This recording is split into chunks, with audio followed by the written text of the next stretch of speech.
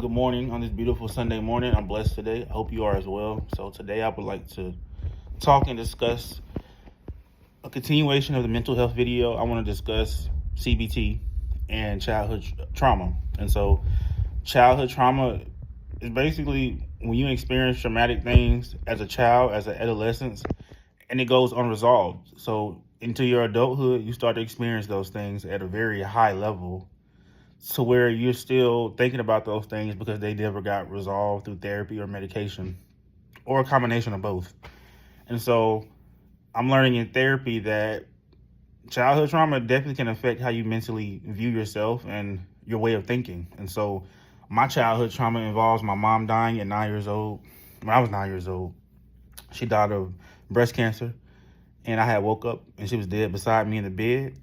So she died when I was 9. So then my dad had got remarried when I was, no, well, he met his wife at 10, when I was 10.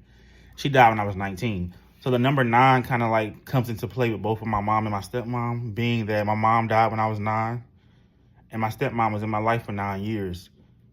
So I had them both in my life for 9 years, and for some reason my brain makes that connection. For me, that's a childhood trauma of grief and isolation.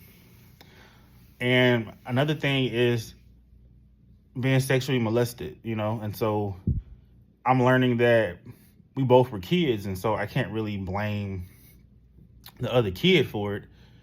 It's just more so like having to really work through that issue, which I'm still dealing with to this day. I'm okay with it, but it bothers me, and I'm going to be real with you. Even after therapy and CBT, it's still going to come up. You're never going to forget what happened to you or things that were traumatic in your life. But CBT, which is cognitive behavioral therapy, it teaches you how to rewire your brain from thinking negative into thinking positive. And I really encourage anyone who's suffering from any type of mental health issues to at least attempt to try to do CBT. I will say it's definitely helping me. And so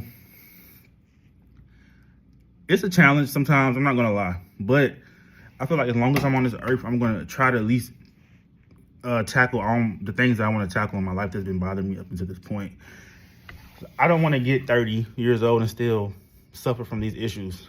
Yeah, it will still come up, but I know how to now train my brain to understand that those are just passing thoughts instead of it taking over my life on a daily basis. And so anybody who's suffering from mental health issues, I would definitely advise you to try to at least do therapy, whether it's cognitive behavioral therapy, psychotherapy. It could be something. I mean, it's so many things. And a lot of childhood issues, molestation, sexuality, grief, death,